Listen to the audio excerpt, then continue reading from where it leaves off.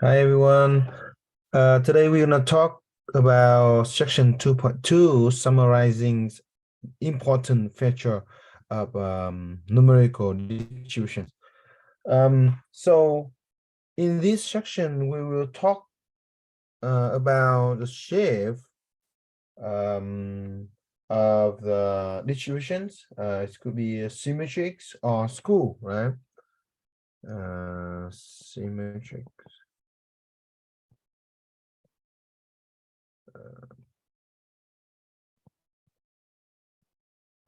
School. Um,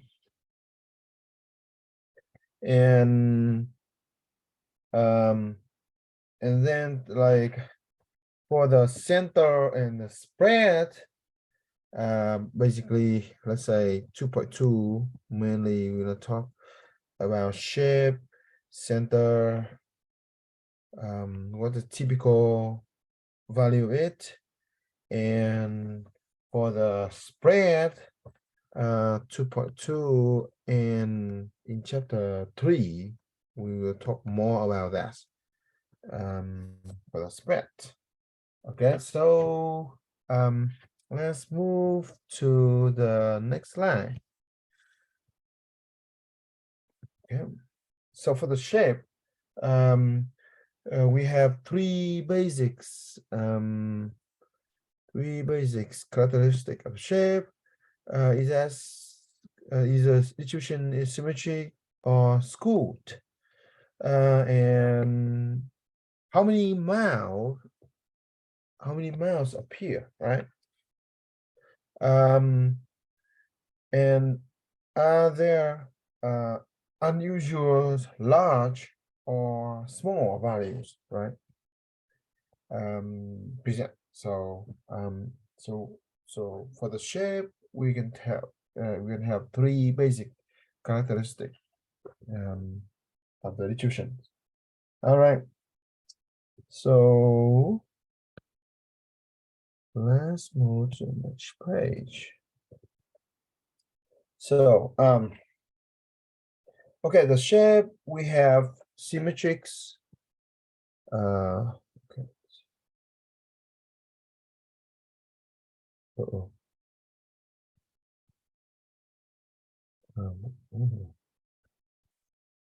I need to delete this. Let me see.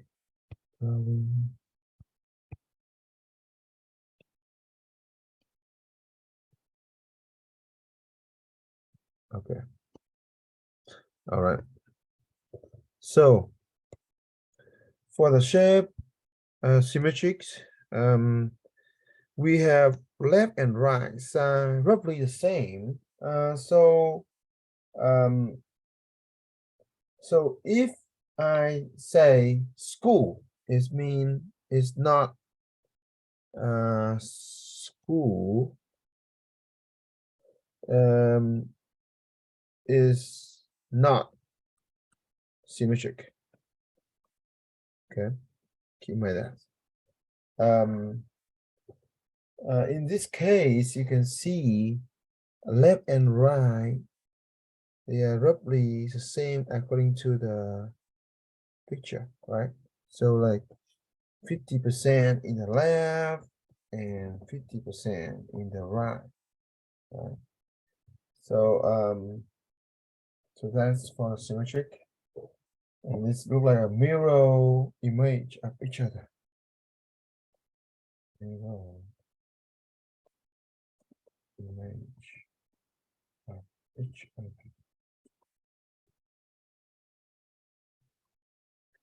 Okay, so that is symmetric. Let's move to school. Okay. All right. So here is the shape of the school. So we have two cases in here.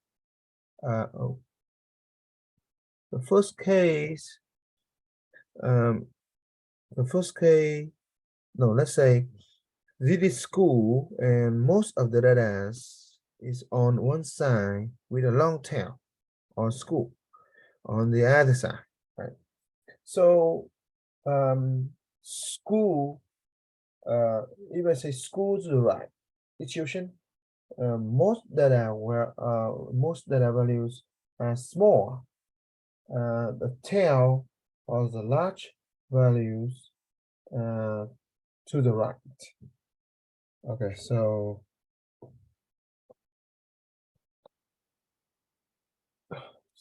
oh, okay.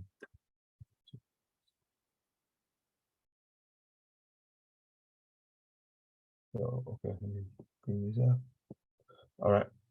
So that means what? This is school to the right. So I'm gonna say school, school right.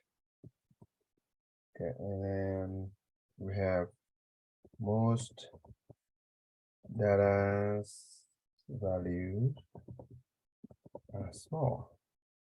What else? Tail larger values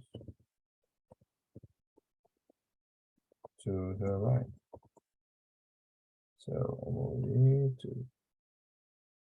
here. Make it rare. All right, and the other case in here is school left. Right? And most data values are large. The tail of smaller values to the left. Okay. So you see that. All right. So let's move to the next slide.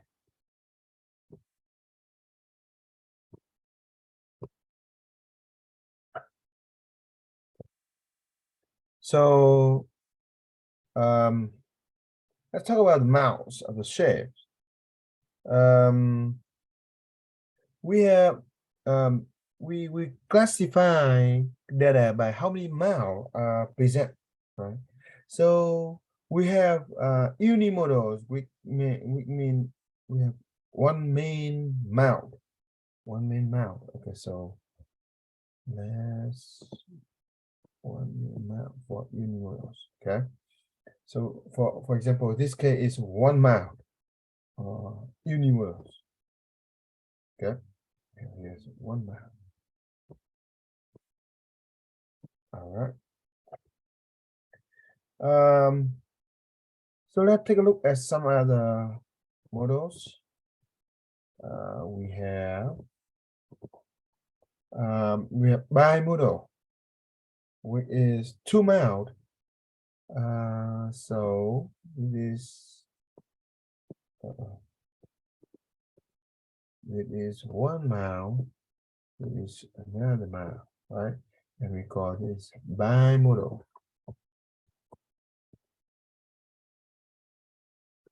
Okay. We also can have multimodals.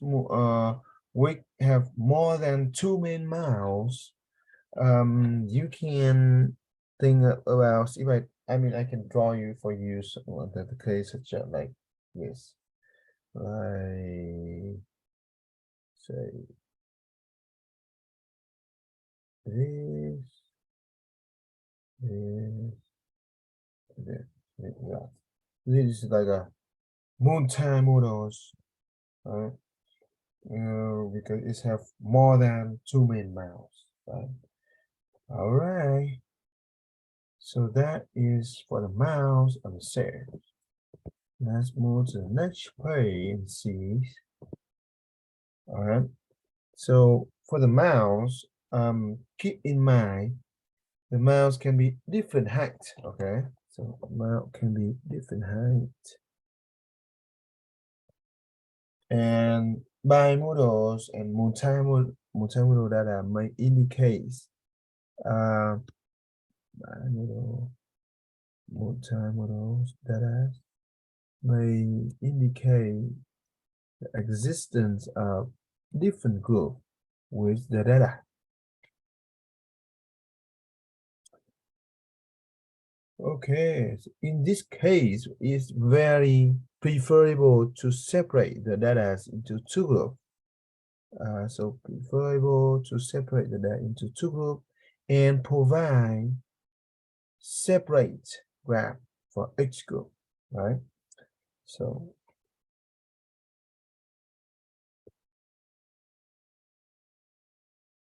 for example, man and woman, man and woman hat. So we can make to be a separate two groups and provide separate graph for each group. Could be evenings or an afternoon of the sales at a restaurant. We can also make two groups. All right. So that for the mouse, keep in mind. Let's move to the next slide. And for the shape with extreme value, right? Extreme values. Okay. That will be the outliers, could be the outlier, because outlier can be extremely large or small. All right. And the data value that don't fit the pattern of the rest of the data. And it's not precisely defined. Not precisely defined. So, for example, in the graph of histogram here, there is a values as 1,200, which is extremely large values, and it look like it doesn't fit. So the pattern of the rest of the data, because most of them are in the values between like hundreds to 300s. So it's not precisely defined for this line, for this shape. Okay, so we're gonna talk more about in chapter number 3 later. So let's we move to the next page and see what's going on, right? Okay, let's move to page number 10. We have the shift extreme value again. When you see the extremely large or small values, so what you gonna do? You need to report the values. All right. What else? You need to realize they could be sources of error, like typos from the researcher, and the outlier, unusually interesting data values. Okay. So so that is about the outlier in general. Let's talk about center after this, right? So let's move to center. All right. So center in here we call as the typical values, typical data values.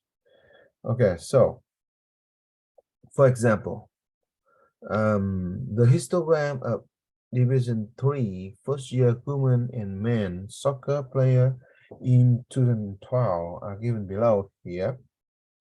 The typical score for the women is in this figure, in this graph, in the left-hand side there, and but for the man is in the right side here, right? And you see, I mean, for the typical score of the woman, it could be around, I mean, according to my eyes, it could be around like 16 goals around here. Let me use that.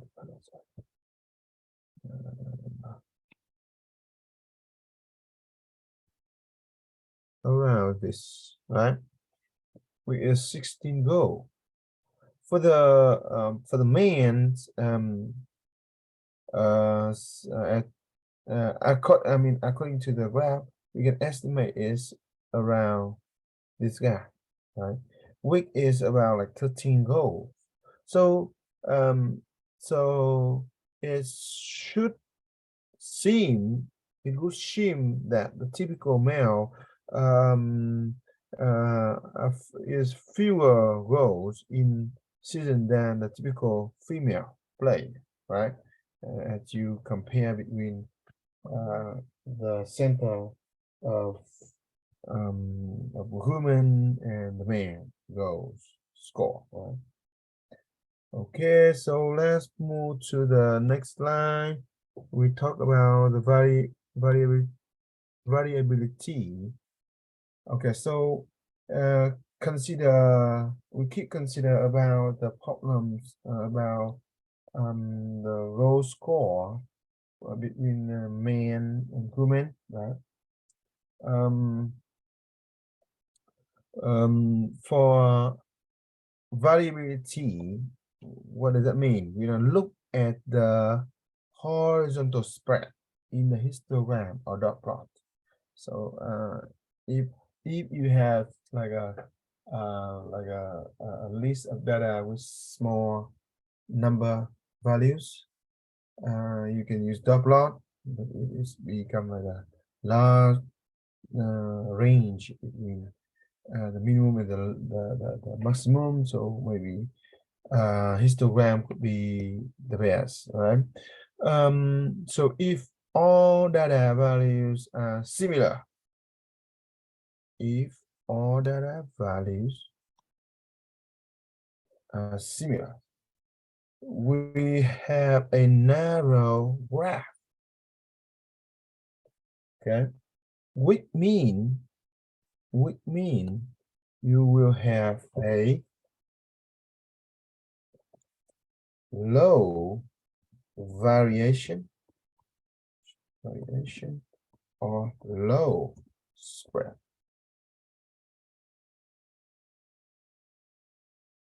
All right.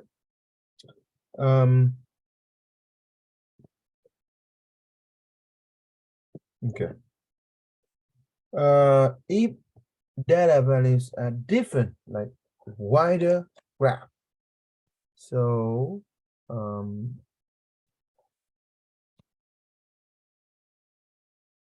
wider graph. We will have a high variation or high spread, right? So according to the according to the definition of both, and now here we have two examples, right? One's for woman and one for the man, and you see that the women look like have that as come from like 9, and then there's 36 there.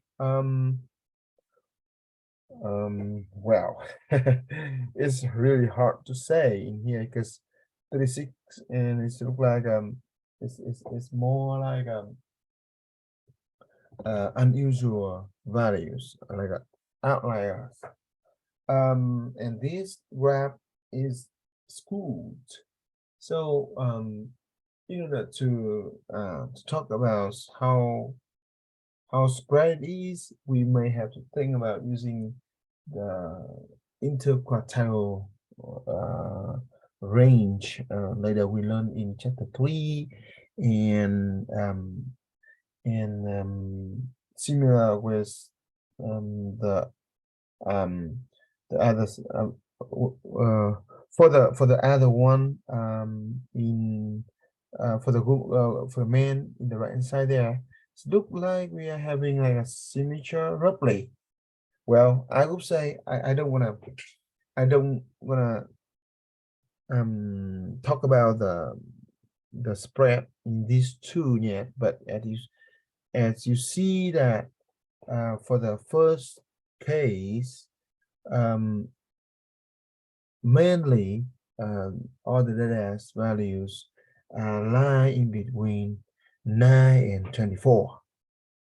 Okay, and for the second one, it looks like it's from 6 to 21. Well, again, I don't think that's going to be easy by eye to estimate which one have like high spread more than weak one. Okay, so I will not using this tool as as a good example for saying how spread it. Okay, so let's say if I have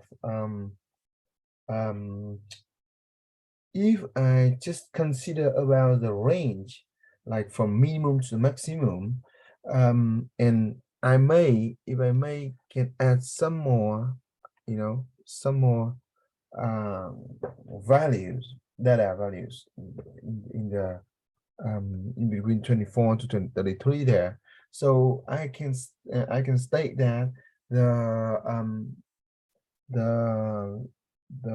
goal score for a histogram in the left hand side there is have high variation, since you can see it's come from 9 to 36, right? And for the man, you can see it's come from 6 to 21. So, well, I can estimate that the left hand side will have high variation or high spread, right? The right hand side will be like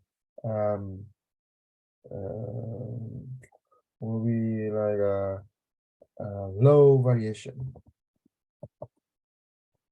or low spread, right? All right, so we just move to the last page. We talk about describing numerical distribution summary. Okay, so let's move on. All right. So again, describing numerical distributions summary for this section is already used to describe a numerical. So this is for numerical, okay, not for categoricals. So already describe a numerical distribution. We're gonna using 3 components. First, shape. Okay, so shape could be symmetric, school, and the modes, and